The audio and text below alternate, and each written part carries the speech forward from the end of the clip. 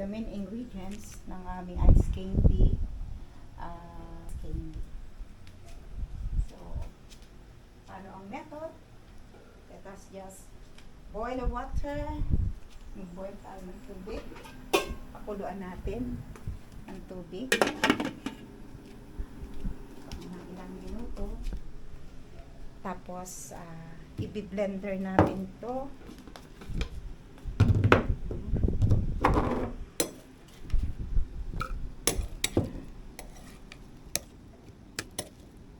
Healthy ice candy, sorry. Okay. And cover it. Yes.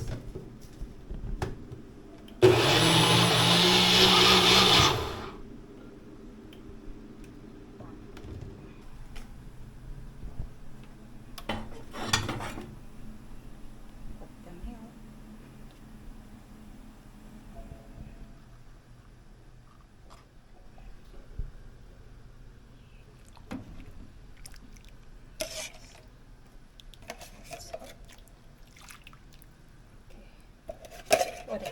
It's very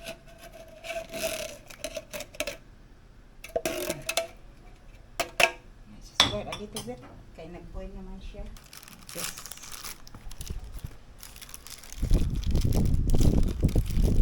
This is a big pot.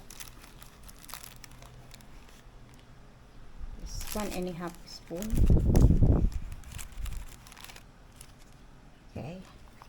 And put some of water. Oh, mix it.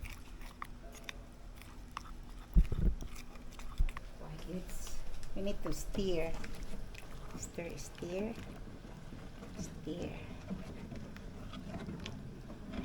Okay, kumulo naman yung tubig.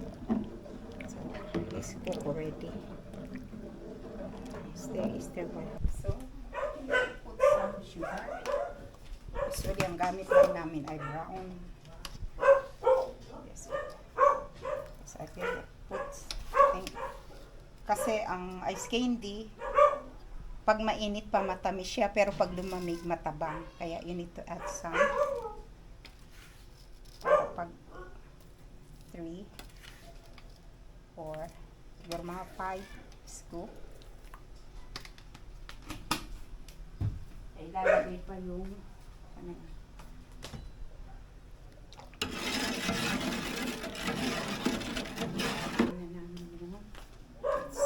watermelon.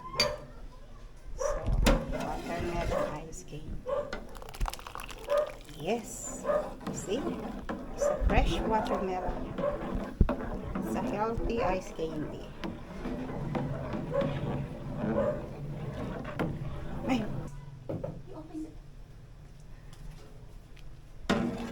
Look. See? Napakaganda ng kulay. Watermelon ice candy. So, yes. Pag nailagay na yung watermelon, keep on stirring para ma-mix na yung 2, 3,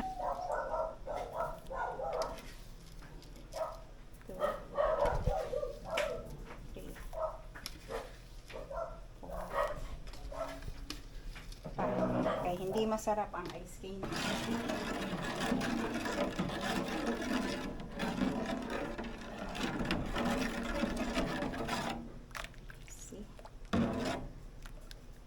This is done and kailangan palamigin. I think mga 1 hour. Kapag malamig na, saka siya babalutin. Okay, see you guys sa time ng aming pagbabalot. Ayan, ganito guys. Kailangan lang gano'n.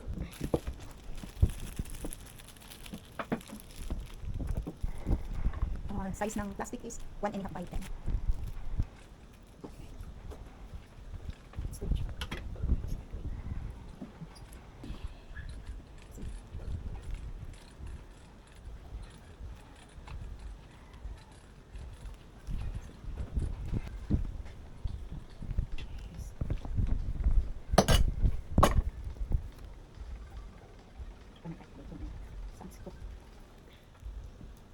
Pwedeng iba't ibang flavor gawin ninyo. Pero dahil ito yung available na prutas, ito yung gawa namin. See? Yan ang gusto ng mga bata.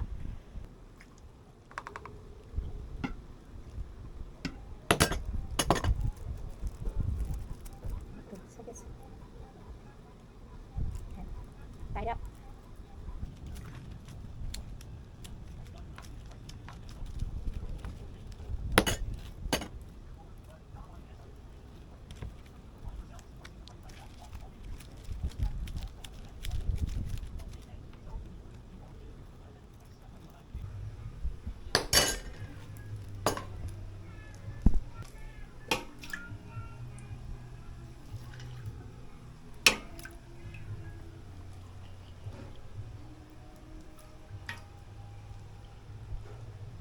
Hello guys, so it's almost done.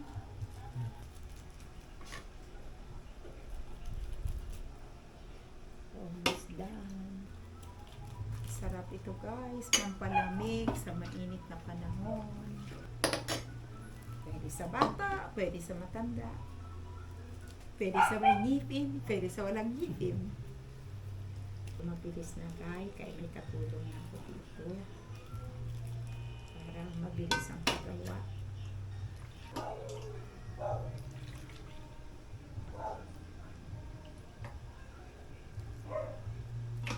Okay to guys, kahit sa bata. Kasi gatas lang naman siya sa kaputas. Yeah. Pwede ang bata, pwede ang matanda.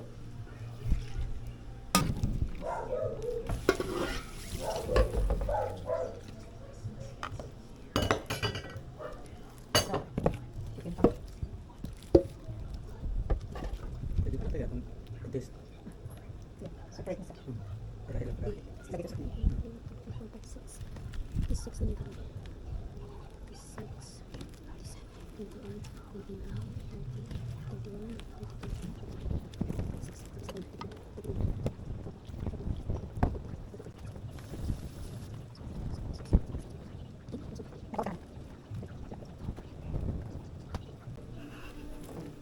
Guys, ito na ang lahat oh. You see? At last, natapos na ang ano namin, ang paggawa ng ice. So, puhunan is 250. So, sadyang kahit papano, mayroong ano, kikitain. Kaya mga guys, follow na sa aming page. Kay marami pa kayong makikita na sa mga susunod na vlog namin kung papaano madadagdagan o papaano kikita sa pamamagitan ng paggawa ng mga pagkain katulad ng donut, ice candy at mga iba pa sa mga darating na araw. So, I pray na suportahan niyo yung aming page sa mga tulad na ako na nagsisimula lamang. Yun lang guys, praying na lahat ng ito ay mabenta para bukas gagawa na naman kami ng another flavor. Araw-araw. So, pray araw-araw ding mabenta. Bye-bye guys. So, see you sa mga susunod pang vlog namin.